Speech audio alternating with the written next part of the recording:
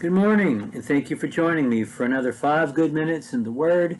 I'm Barry Bryson, and we're studying Psalm 59 today. This is one of the Psalms that has an historical reference in the superscription, the little note at the top, which is part of the text, as we've reminded ourselves these many days. And this one is perhaps the oldest Psalm of David's that we have. It is clearly the oldest Psalm of David's that has a historical notation to it, because this was written immediately after his escape from his own house when Saul sent his men to murder David in his home.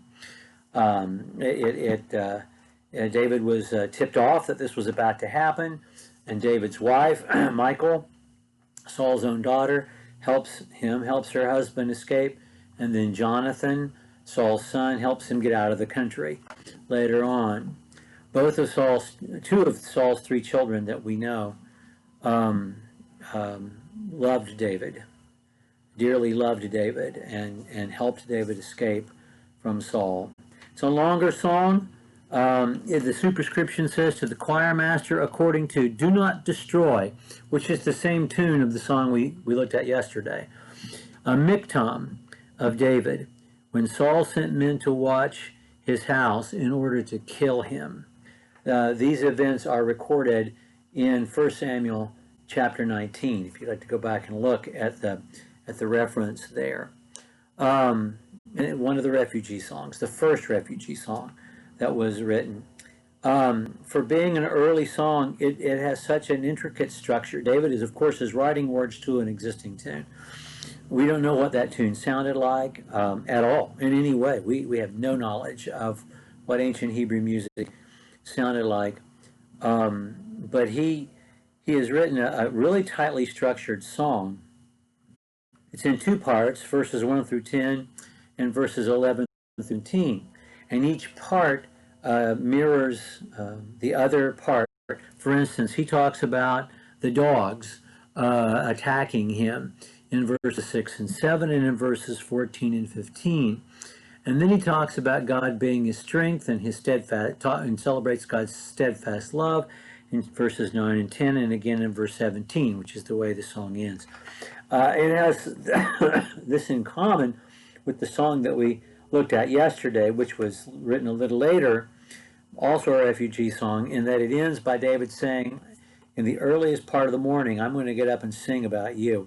I'm going to sing out loud. This is not the message of a man hiding. This is of a man wanting people to hear what he has to say, and what he has to say is that God is glorious and that his love is steadfast.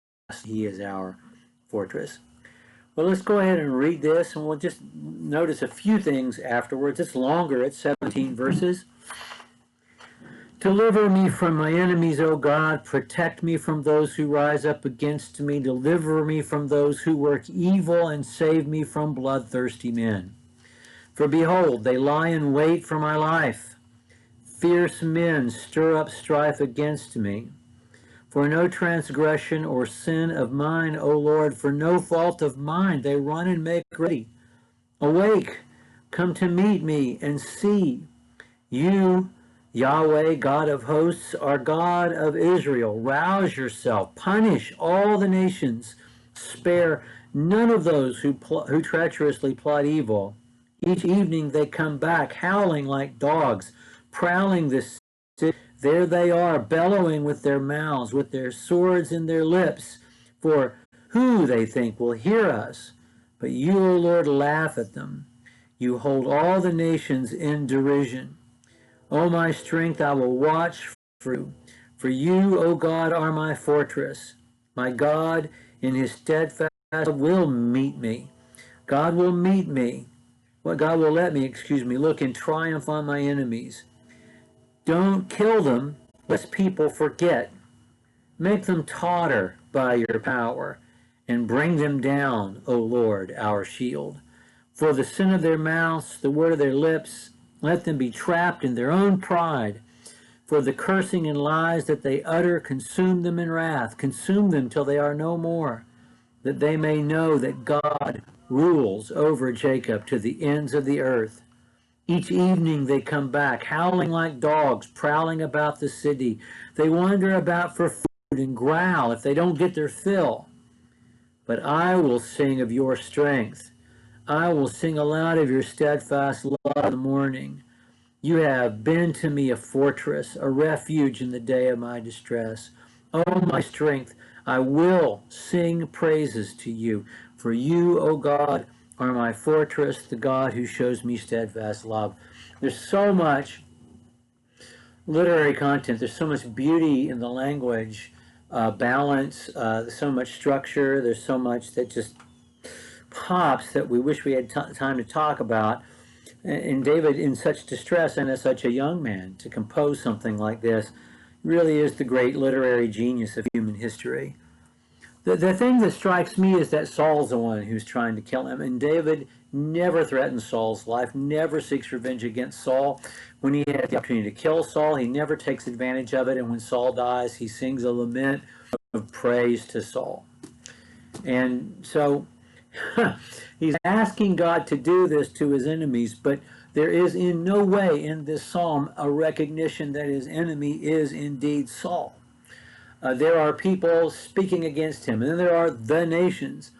I don't know whether it seems like David is blaming Saul's incoherent behavior on false voices in his ear and on international intrigue and pressure.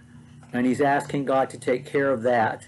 He's in no way asking God to avenge himself upon Saul, as he will not for Absalom later on. So many connections to other Psalms, Psalm 3 and Psalm 2, but we don't have time to talk about this. We've gone 7 minutes already. I hope 5 of them were good. Thank you for joining me for Psalm 59, and I hope that you'll join me tomorrow when we look at Psalm 63. Thank you for joining me.